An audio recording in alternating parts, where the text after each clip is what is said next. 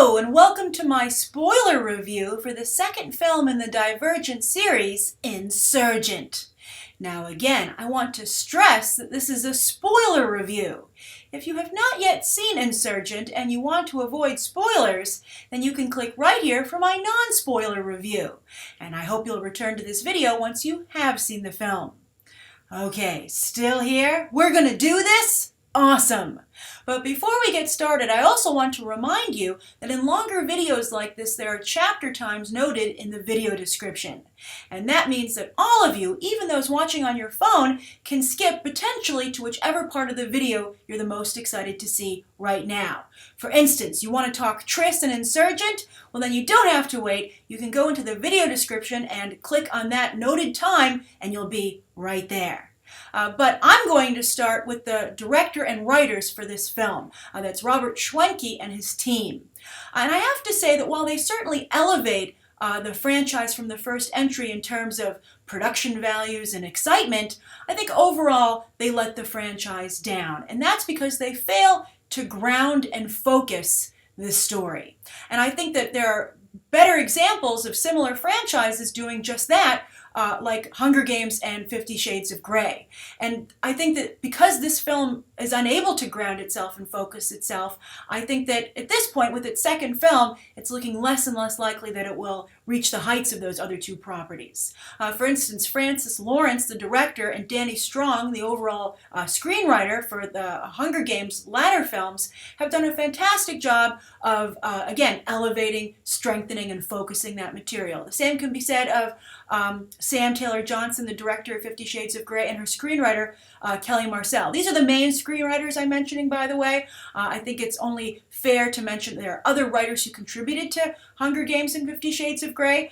Some of them credited, some of them not, but I'm just mentioning the lead writers. But again, Taylor Johnson and Marcel did a great job elevating, strengthening, and focusing E.L. James material. But that doesn't happen here, and which is, I think, overall very unfortunate, as I said, for the franchise. And because that doesn't happen, the film relies very, very, very heavily on its production department, its visual effects department, and its actors. And thankfully, all three of those areas deliver. And that's what we're going to discuss for the rest of the review. And we're going to start out with the production department and the world building. Now, the first third of the movie, I think, is actually pretty darn good, close to spectacular. I had a big smile on my face. I was like, man, I'm going to be able to recommend the heck out of this movie. But then, unfortunately, the second two-thirds of the film happened, and that was no longer the case. But I thought that for the first third, the world building was very well done. I liked the big, transmissions of Jeanine being beamed around the city in different inventive ways. I thought that was very cool. I also really liked the way that Amity and Factionless were realized. I thought they looked really great.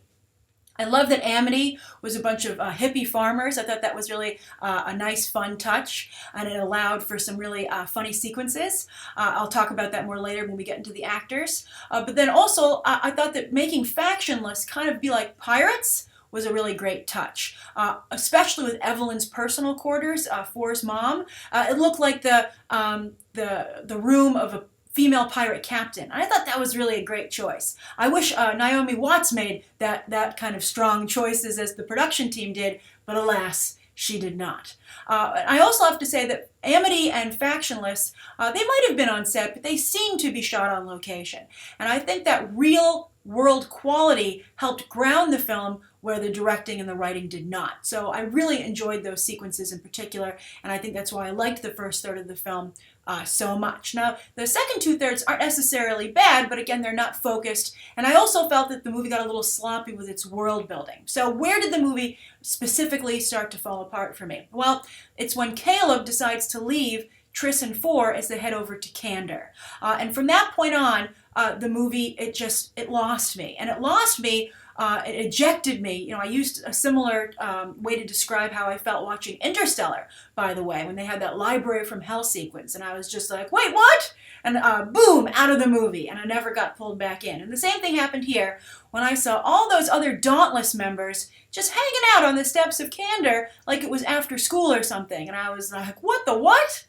For instance, at the beginning of the movie, I had a hard time understanding why Jeanine couldn't find Triss and Four and Peter and Caleb and Amity. I'm like, man, that farm doesn't look that big. They don't even establish where the sleeping quarters are, really. They have like them tents, I guess.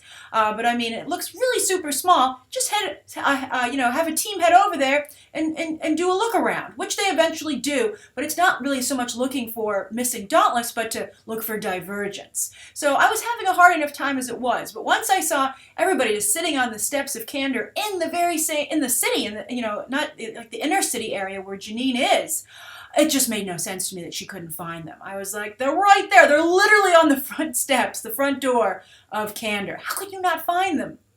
And I wish the movie had some scene where Jeanine either is like, knows where they are and decides not to go after them, or it was explained why she can't find them to make all this more palatable. As I said, it just became sloppy. It went too far with Dauntless on the front steps of Candor.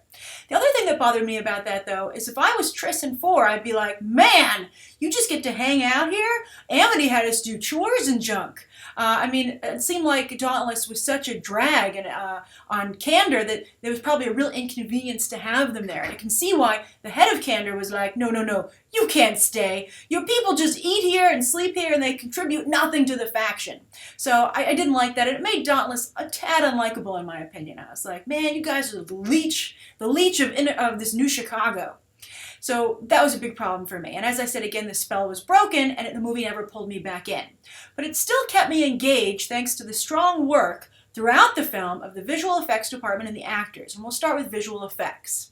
The visual effects I thought were fantastic, very inventive. I particularly loved Jeanine's simulation room where she was trying to open the box. I thought all the different layers of technology and screens that were up there were really cool. I thought they seemed very detailed. I felt like it was a legitimate technological room with these things. These like if they said the buttons actually did stuff, I'd be like, I believe it. Like a lot of thought clearly went into that. And I thought Kate Winslet, to her credit, interacted with that CGI technology, which clearly she couldn't see while she was filming, quite well.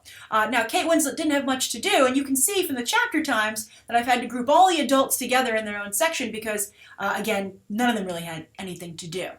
But I thought that Kate Winslet did a good job with the visual effects. I also thought that the simulations are really cool to watch. The breaking of the glass kind of motif never got old for me.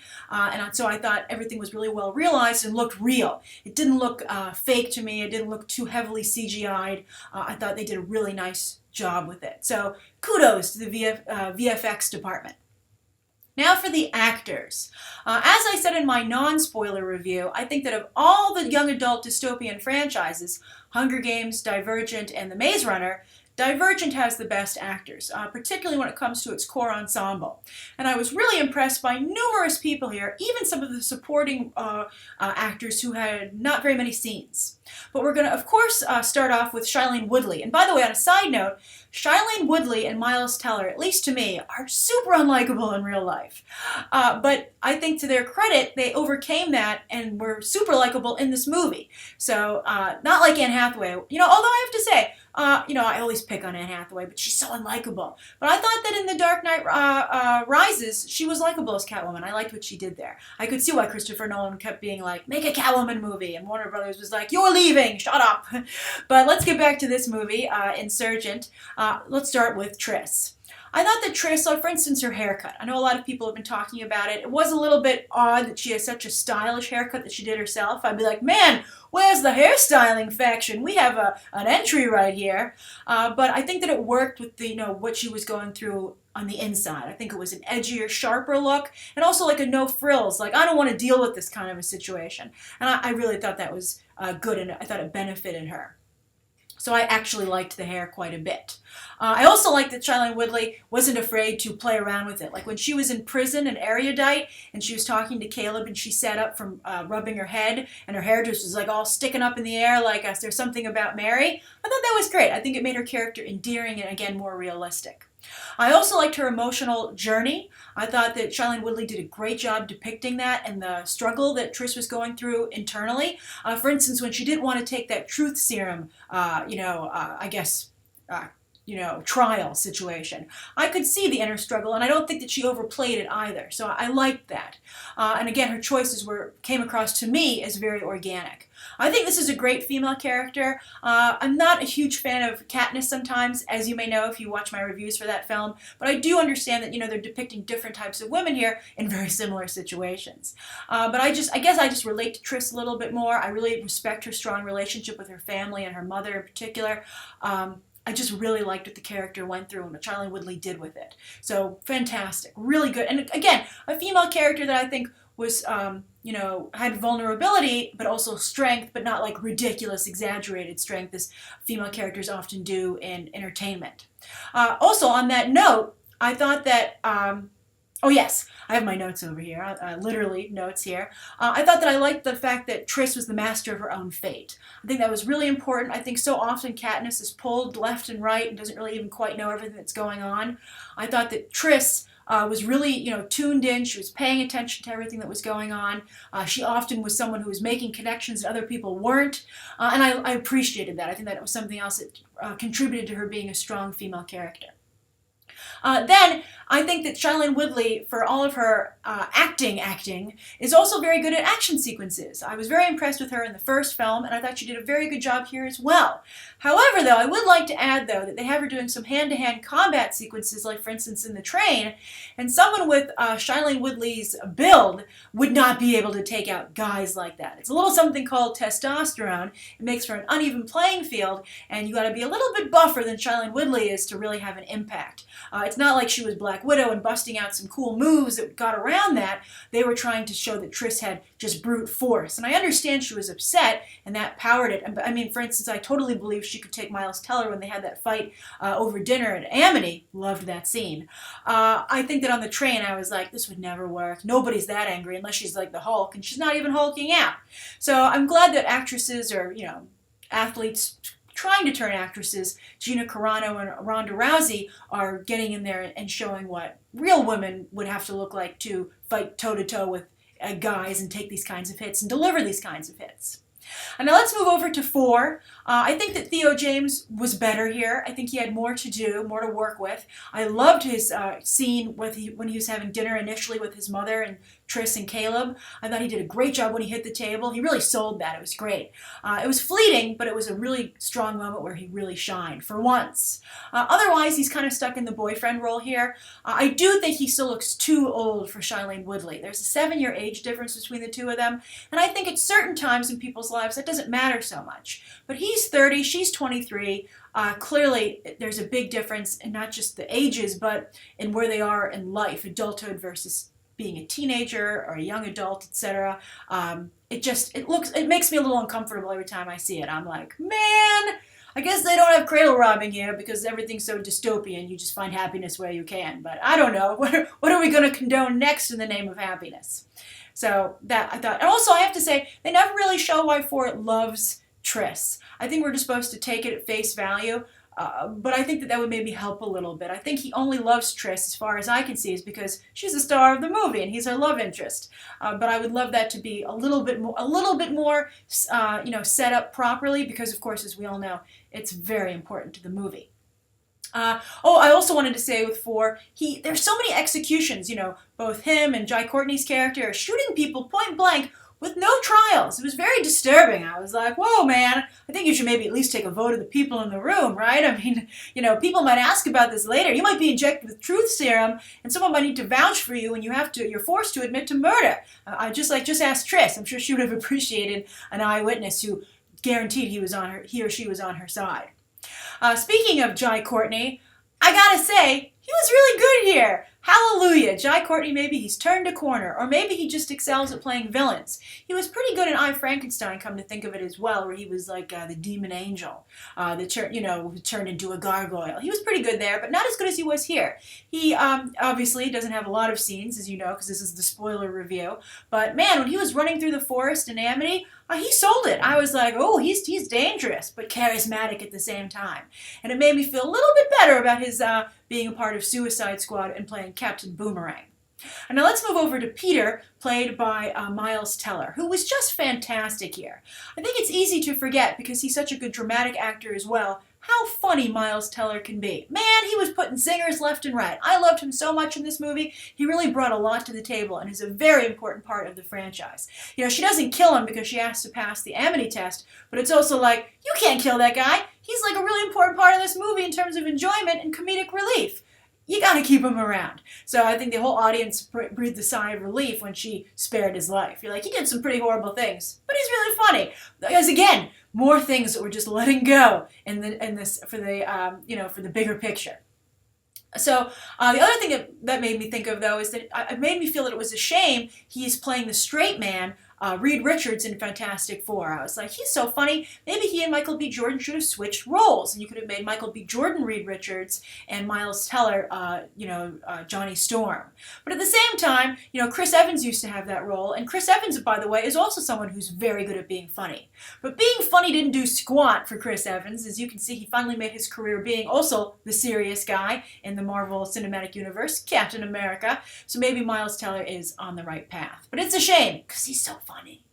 And also that, now I can, make it legitimate and official and clear, my favorite scene of the movie was his argument with Tris at dinner at Amity. I thought both of them did a great job delivering their lines. The whole build-up, by the way, when they first went to get their trays and that guy was being like, peace be with you, to everybody on the line. That would have bothered me too. I thought that everybody did a great job setting up that scene, showing the tension building, and then the way it escalated and, came to a boiling point was really fantastic. I loved it, and that was by far and away the best scene in the movie, and it never duplicated it in terms of quality. All right, next, Caleb. Ansel Elgort, what a good actor. Another great actor in this movie. He not only, I think he did the best he could with what he was given. He had the worst, I think, lines of the four we're talking here. Theo James, Shailene Woodley, Miles Teller, and Ansel Elgort. I think he was shortchanged the most by the script because he has a huge betrayal, obviously, and the movie never really gives any real motivation for that. It's more like it's a plot twist or a surprise. Like it just needs to happen, a plot point or a surprise twist. And it therefore didn't particularly feel real, or it didn't really make me feel it. So I was like, I was just kind of like, what a jerk, man. But to Ansel Elgort's credit, he did a really nice job selling that jerk. He also did a very good job in the action sequences in the beginning of the movie, playing someone who had no physical ability, because obviously he was from Erudite. Yeah, he was from Erudite. Candor and Erudite are so similar. But anyway, he was from Erudite, so he didn't build up all this physical stamina, etc. And it's hard to act in an action sequence, and he did a great job. His run was hilarious. I haven't seen a run that good since Nicholas Hoult in Warm Bodies. Really nice work. And then, do you know I have to give a shout out to? I'm going to make sure I get his name right. Keiynan Lonsdale. He plays Uriah. He's the guy that Shailene Woodley's Tris is talking to on the rooftop before the big ambush. And he doesn't have a lot to do in the movie, but he's just so personable and made such an impression in his few scenes. I was like, who's that guy? And if I was a producer or a director or a casting director, I'd be scribbling his name down and putting it on my short list. I was even like, hey, there's maybe your Miles Morales for the, if they go with that for the Marvel Cinematic Universe. He just was very personable. And I looked him up. He's from Australia, another Australian talent, and he actually appears on a TV show called Dance Academy. So for any of you in Australia, do you watch Dance Academy? And is Keiynan Lonsdale as good in that show as he is here. All right, let's move on to the adults in the movie. Kate Winslet. Kate Winslet looks amazing in this movie. I really like the hair and makeup they gave her and the costume designs. I think she's very good at being evil. I liked her much more in this film than I did in Divergent. I thought she had a lot more latitude to play with. She had better lines. She had a better look and a better location to be in. I, again, loved her control room. So I liked her a lot here. I kind of didn't like the fact that all the female leaders were jerks, and I have to say largely incompetent, but that's a bigger conversation for another day. Speaking of female leaders who are incompetent, there's Naomi Watts. Again, not a lot for her character. She didn't make a lot of strong choices personally. I think set design did a lot to establish her. And then also we were robbed of her actually ever doing anything. She just kind of spied and creeped out her son, like when they were watching, she was watching four interests sleeping. You were like, that is so weird. I guess it was a dream that Triss was having, but still, she was a bizarre individual. But that was never really explained, or, if you're going to go there, go there. She was just kind of quasi-weird. And then also the other thing that distracted me with Naomi Watts is that it looked like her eyebrows were drawn in. I was like, I don't think Naomi Watts has fake eyebrows. So maybe they just penciled them in because she has her hair dyed darker. I don't know. It was super distracting. And speaking of distracting things on people's faces, I had the same problem with Octavia Spencer. They gave her Joanna like these scars, these facial scars, but at first it didn't look like a facial scar. The shadowing for the whole scene when she's like lecturing the Dauntless people, being like, you can't start fights in Amity. She had it created a weird shadow on her face, or I thought the makeup was poorly blended. And I was like, there's like a line going from Octavia Spencer's nose to her ear. It's super unflattering. Why didn't anybody catch this, who was watching the tape as they filmed? And I guess it's because obviously it was supposed to be a scar. But it didn't work. I only saw it at the end when she was talking to Courtney at the end of that scene. And it was just, I didn't like it. I thought Octavia Spencer also did a pretty good job playing a leader of one of these factions. But again, largely incompetent, largely ineffective, and, didn't make a huge impression besides just doing a good acting job.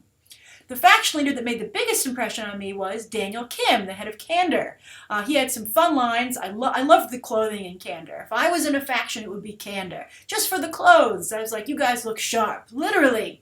And I thought he did a pretty good job with some of the cheesiest lines in the film. But he was good. I liked him in there. I thought he was a good actor. I liked that he brought some much needed testosterone to the film. I was like, great, more, thank you, some guys. Nobody wants to see all men and nobody wants to see all women. So he was a welcome addition to the cast. And also, he brought some welcome diversity, where again, you have diversity, as Hollywood so likes to do, in the background, not in the foreground. But I liked what he did here a lot. Then on to the ending. That was a huge change to have Evelyn kill Jeanine rather than Tori. I'm not quite sure why they decided to do that, and I wonder what implications that has for the second, Allegiant broken into two parts. I guess the third and fourth film in the franchise. But I don't want to spoil anything, but considering, what's supposed to happen between Evelyn and 4, I don't know if that can still happen after this. I don't know. Everybody wanted Jeanine dead. But again, it was an execution with no trial, no questions. Just, never go into a room by yourself or even with just minimal people in this universe because someone's going to shoot you from behind. I don't know. It was a little unsettling again. And a huge deviation from the books. I also felt that the ending was a little bit lukewarm because clearly it was on cooldown. I'd say for the last 15 to 20 minutes of the movie, they were like, okay, let's wrap this up. We're going to end the movie now. And it came to a point where I was like, because I was familiar with the story from covering these movies, I was like, wait, are you going to end now? What about this? Doesn't Jeanine have to be overthrown by Evelyn? And then they did that really quick, and I was like, okay, just wrap this up, get it done. And it wasn't like when I watched Mockingjay Part 1, and I was like, oh, please don't end it. Don't end it now. Oh, don't end it now. It didn't have that feeling, because Mockingjay Part 1 never slowed down, whereas I feel Insurgent totally, came to a stop. And that's my review. I was to make sure I didn't miss anything. Basically, it's not as good as Mockingjay Part 1, but it's pretty good, as I said, and it's definitely watchable if you like these kinds of movies. And while it didn't fill me with a need to see Allegiant, I wasn't like, oh wow, when's Allegiant come out? I still would see Allegiant because, as I said, thanks to Shailene Woodley and company, I'm emotionally invested in the characters. All right, so again, that's my spoiler review. Thank you so much for tuning in. I look forward to discussing this movie with you down in the comments. Since this is the spoiler review, you can say anything that you want. Don't worry about spoilers. And then you can also check out some other episodes right now.